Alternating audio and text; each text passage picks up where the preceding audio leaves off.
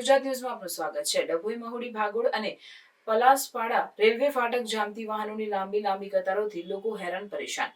Railway ફાટક પહોળી કરવા અથવા ઓવરબ્રિજ બનાવવા માંગ। ડભોઈ મહુડી ભાગોળ અને વડોદરા ધોરીમાર્ગ ઉપર પલાસવાડા પાસે ટ્રાફિક સમસ્યા, ફાટક પહોળી કરવા અથવા તો ઓવરબ્રિજ બનાવવા ઉઠેલી માંગ।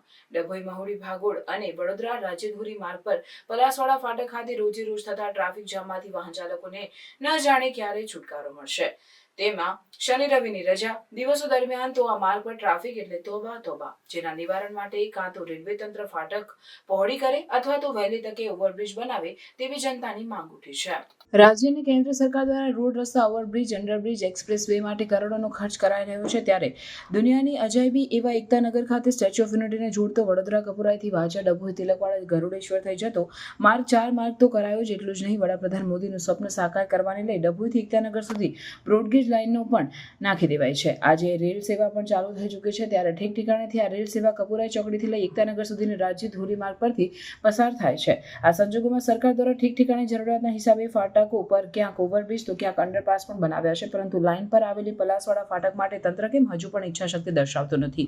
દિવસ દરમિયાન આ રેલવે ટ્રેક પરથી ક્યારેક 6 તો ક્યારેક 8 વાર ટ્રેનની અવરજવર હોય છે, તે સમયે ફાટક બંધ થવાને કારણે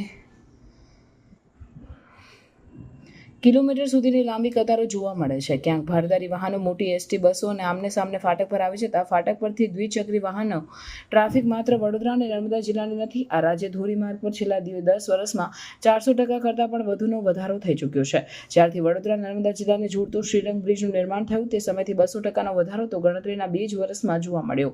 હવે તો માલસર અશા બ્રિજનું નિર્માણ થતાં આ માર્ગ જાણે આંતરરાજ્ય માર્ગ થઈ ચૂક્યો હોય તેમ પુરવાર થઈ રહ્યું છે। અહીં કપાસની ભરેલી મોટી ગાડીઓ, ઊંચા કન્ટેનરો પણ ટ્રાફિક ભારણ વધી ચૂક્યું છે, ત્યારે આવા કન્ટેનર અને કપાસ ભરેલી ગાડીઓ આવતા પલાસવાડા ફાટક પર ફસાઈ જવાના કારણે ઘણી વખત ચક્કાજામ જોવા મળે છે, પણ કાઢવામાં મુશ્કેલ થઈ પડે છે। તેમાં ક્યાંક જો શનિ રવિની રજા હોય અને પર્યટકો સ્ટેચ્યુ ઓફ યુનિટી નિહાળવા જતા હોય છે, તે જ રીતે દિવસે કુંભેર ભંડારીના દર્શન માટે લાખોની સંખ્યામાં ભાવિકો વાહનો લઈને જતા આવતા હોય છે, તે સમયે આ રોડ પર ટ્રાફિકનું ભારે કરતાં 1.5 ગણું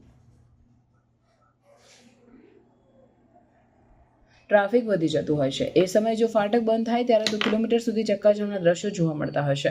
આવા સંજોગોમાં ટ્રાફિકમાં ફસાયેલ વાહનોનું ઈંધણ નકામું બળતું હોય છે, મુસાફરોનો સમગ્ર પણ વેડફાટ જોવા મળે છે। ત્યારે હવે તંત્ર દ્વારા કાં તો રેલવેની ફાટકની જરૂરિયાત પ્રમાણમાં પહોળી કરવામાં આવે અથવા તો વહેલી તકે આ ફાટક પર ઓવરબ્રિજનું નિર્માણ થાય એવી માંગ ઉઠી છે।